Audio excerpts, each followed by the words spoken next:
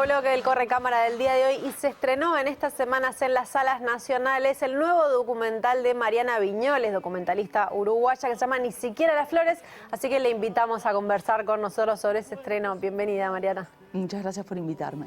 Bueno, ¿cómo definirías a esta película que por lo pronto es hija de la pandemia, ¿no? Como un primer puntapié. ¿Cómo Sí. lo definís vos? Una hija de la pandemia, gracias por darme esas palabras, porque no es muy fácil definir nuestro propio trabajo, a veces es más fácil que lo definan. Total. Pero sí, tal vez producto de un estado de desesperación y también un énfasis o empecinamiento con encontrar la belleza, ¿no? Encontrar como ahí una vía de escape, una luz en toda la oscuridad que hubo todo ese tiempo. Queda muy claro ahí como la mirada del documentalista, incluso cuando le decís a tu hijo, estoy investigando algo, y básicamente pusiste la cámara en ese contenedor de basura. Ahora vamos a ver unas imágenes. Sí. Tu cámara apuntando hacia afuera y haciendo y lo que vos le decís, una investigación. Yo me imagino a tu hijo pensando, ¿qué es esto? Una investigación. Pero eso es lo que hace un documentalista. Sí, exacto. Mis hijas que estaban creciendo, que no habían tenido la oportunidad de ver el estreno de mi película anterior, porque yo estrené El Gran Viaje al País Pequeño en plena pandemia. Claro. Entonces empezaban a entender algo de que tienen una madre que se dedica al cine, pero me veían en pijama filmando desde a través de la ventana y estarían como haciéndose preguntas en un momento como muy crítico también, porque yo me había quedado sin trabajo durante la pandemia, estaba ahí tratando de sostener el hogar, las clases por Zoom, todo esto. Así que, bueno, finalmente cuando fueron a la sala al preestreno de Ni siquiera las flores, terminaron de entender la película que estaba haciendo y un poco creo que empiezan a entender el trabajo que hago. Claro, ahí estamos viendo imágenes. ¿Por qué decidiste, de todo lo que se veía a través de tu ventana en la pandemia, centrar el foco en ese contenedor de basura? Creo que... Ese objeto, porque es un objeto alrededor del cual hay mucha vida. Pero... Exacto. Yo creo que de alguna manera fue un privilegio tenerlo allí. Si ese contenedor no hubiese estado, esta película no existiría, porque fue como mi primera motivación a partir de ver una circulación de personas, este contenedor como un lugar de encuentro y que dice tanto de nosotros como sociedad, ¿no?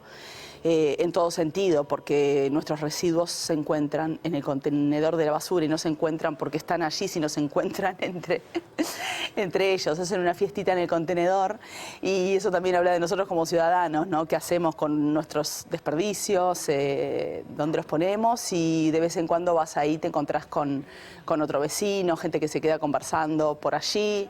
En el caso de personas que hacen el trabajo del reciclaje no sé, que es una experiencia laboral con mucha precariedad, bueno, me empezó a llamar la atención todo lo que estaba ocurriendo alrededor del contenedor y apunté allí.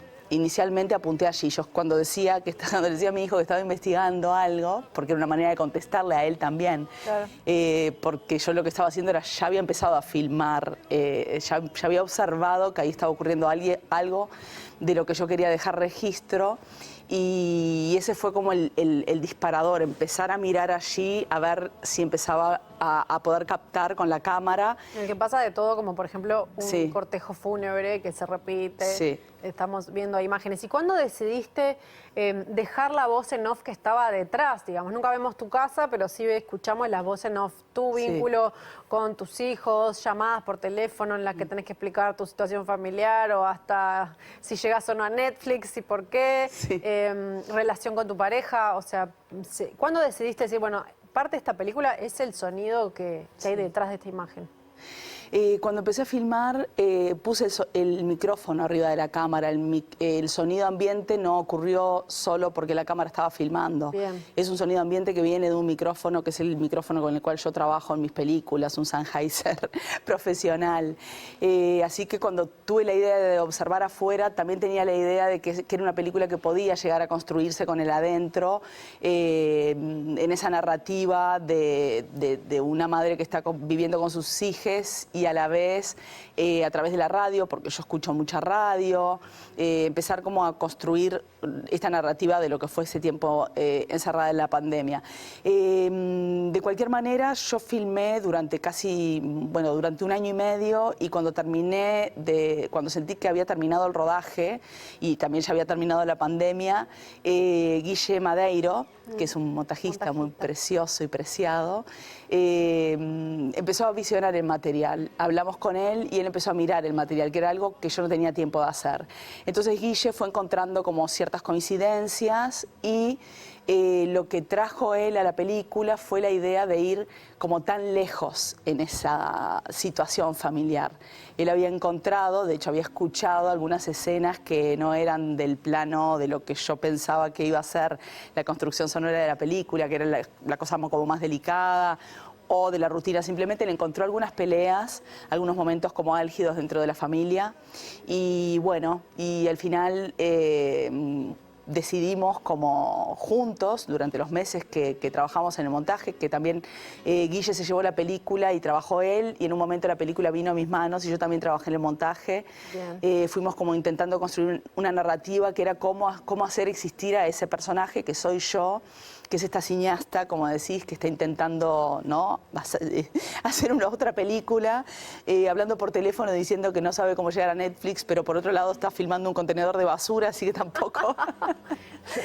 Parece. Que hay un humor también, ¿no? Está ahí como una capa de humor. Sí, incluso en cada cosa que pasa por adelante del contenedor. Y hay coraje también en escucharte a vos en esos vínculos con tus hijos. Hay una manera de exponerte.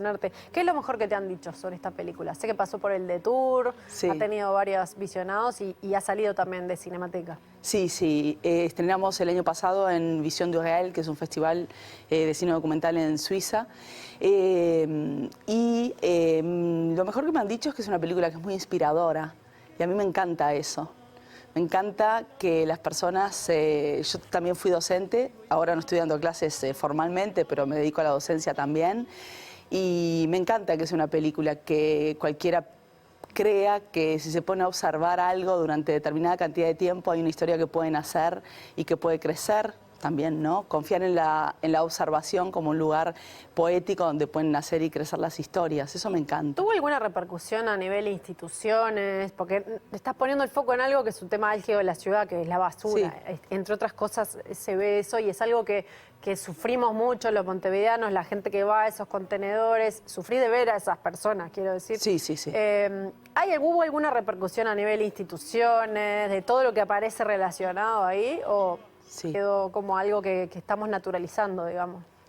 O sea, yo creo que si los cabezas de instituciones, las personas como más que están en el área de lo social, de los ministerios, si se acercan a ver la película, por ahí puede tener una repercusión. Desde que esas personas no van al cine a ver lo que hacemos, está un poco difícil, pero creo que sí, que es una película que no lo digo para ahora mismo y ojalá que sí, que todas las personas se acerquen a la sala y que pueda ser vista en el cine, porque viste que es una película que exige un poquito al espectador, deja un espacio para que cada uno construya también su propia historia, y es un tipo de cine que es más difícil verlo en la pantalla chica, no verlo en casa. Claro. Entonces creo que ahora es una instancia preciosa para poder ir al cine y poder ver la película. Después pienso que en el futuro, porque el cine documental tiene esto también muy fuerte, que son imágenes que quedan registradas, ahora las vemos, ocurrió en la pandemia, no hace tanto, pero pienso que dentro de 10, 20 años va a ser un retrato muy genuino y fuerte de la sociedad en la que estábamos viviendo, por lo menos en ese momento.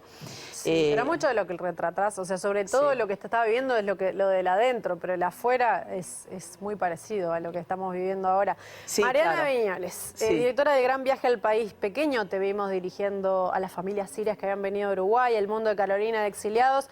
Ahora estrenó Ni siquiera las flores, la pueden ir a ver a las salas. Es verdad lo que decís, que demanda un poco del espectador, así que está bueno verlo en salas. Muchísimas gracias por haber conversado con nosotros. No, muchísimas gracias a vos por invitarme. Nos vamos a la pausa y a la vuelta un poco más de Correcámara, entre otras cosas con la escena elegida de hoy. Ya volvemos.